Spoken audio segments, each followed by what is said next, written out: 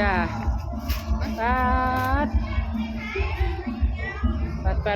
ปัดหลายปีแล้วเนาะเขาบ่มาพ่อเพิ่นเนาะ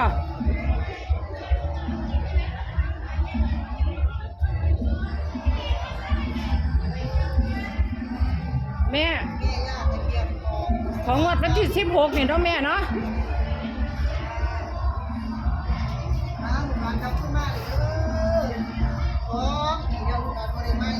หันหน้ามาให้แน่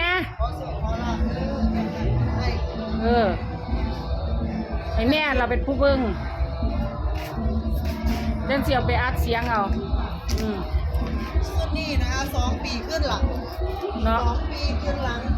PFC นะคะที่ส่งเนาะส่งเงินมาให้เนาะ3 ตัวเด้ตัวนั้นเนาะตอนนั้นถูก3 ตัวนะคะนี่2 ปีขึ้นหลังนะคะ2ชุดนี้การแอดด้วยเกี่ยวพาวด้วยนะคะก็ถลายสิไปลงในซ่องสนุกมาแมวมาเบิ่งเลข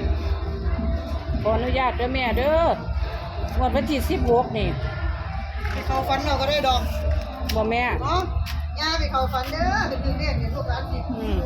มีลอตเตอรี่ที่ซื้อไว้ในถุงกระเป๋านี่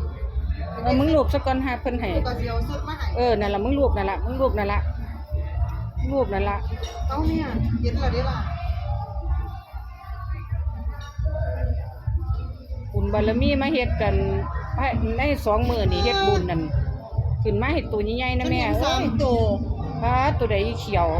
538นะเอาบ่ได้บ่เล่นเนี่ย538เขียวก็เว้าอีห่าเขียวอุ๊ยเว้าคำหยาบแต่เขียวนี่แม่มึง17บ่17หรือ19เขียวกูเห็นเป็นหน้าคนมึงเนี่ยอย่าเอาอีเบิ่งในโทรศัพท์จังเห็นเอาอันนี้2 ตัวแม่เห็น3 ตัวใดก็เอาฉันเบิ่งตาเปล่าฉันนึงอัน538บ่538อันนี้คือเห็นชัดพอจะเอาก็จังว่าอยู่ซื่อๆขึ้นเลยนี่179เอามันบ่แม่นบ่เขียวมึงเบิ่งดีๆกันน่ะมันคือให้คักเด้เบิ่งในยา179เอาเห็นรูปหน้าคนพร้อมเอามื้อนี้มาถวายต้นดอกเงินครับเนาะคือชัดคักแต่ยายเขียว